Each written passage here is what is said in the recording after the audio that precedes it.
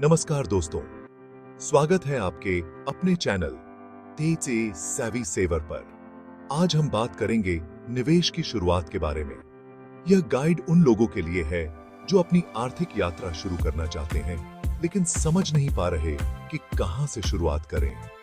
यहां हम समझेंगे पहला, निवेश के मूल सिद्धांत। दूसरा, एसआईपी और म्यूचुअल फंड्स के प्रकार।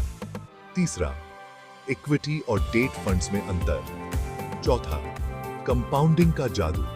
तो चलिए शुरुआत करते हैं और जानते हैं कि आप कैसे अपने छोटे छोटे कदमों से बड़ा वित्तीय भविष्य बना सकते हैं। निवेश के मूल सिद्धांत। हर निवेशक के लिए यह जरूरी है कि वह अपने लक्ष्य, जोखिम सहने की क्षमता और समयावधि को ध्यान में रखे। पहला, लक्ष्य आधारित निवेश।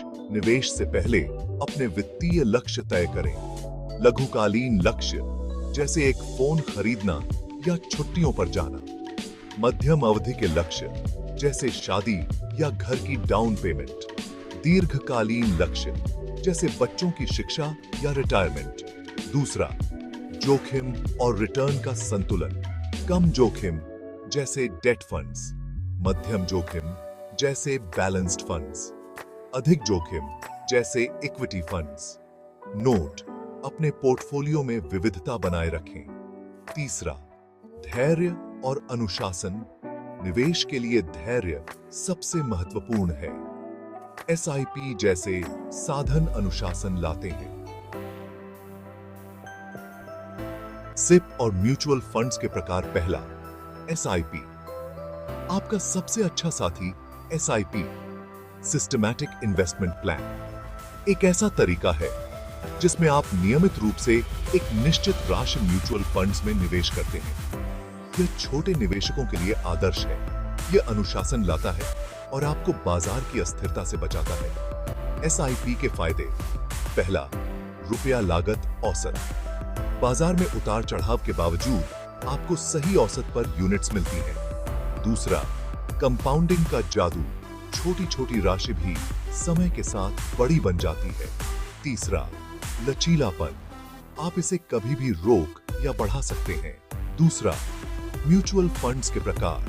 पहला, इक्विटी फंड्स, उच्च जोखिम लेकिन लंबे समय में उच्च रिटर्न। उदाहरण, लार्ज कैप, मिड कैप। दूसरा, डेट फंड्स, स्थिर रिटर्न और कम जोखिम। उदाहरण, सरकारी बॉन्ड। तीसरा, हाइब्रिड फंड्स, इक्विटी और डेट का संतुलन, मध्यम जोखिम।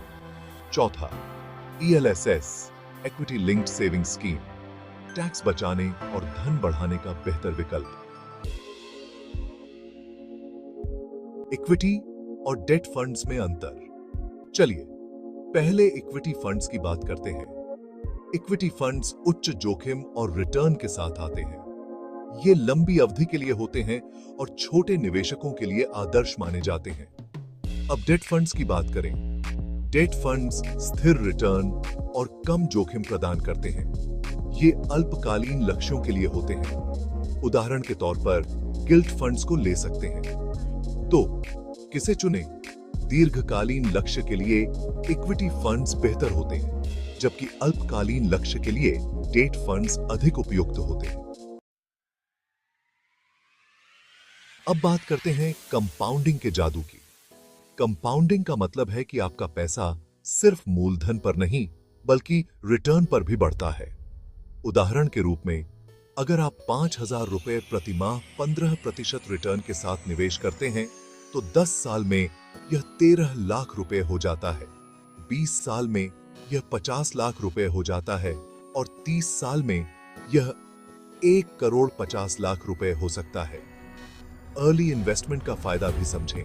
मान लीजिए आप 25 की उम्र में 5,000 रुपए प्रति माह निवेश शुरू करते हैं और इसे 35 की उम्र में शुरू करने वाले व्यक्ति से सिर्फ 10 साल पहले शुरू करते हैं, तो अंतर करोड़ों का हो सकता है।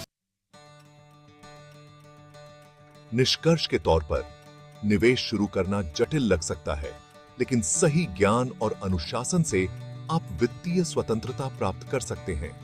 अगर आपको यह वीडियो पसंद आया हो तो इसे लाइक और शेयर करें।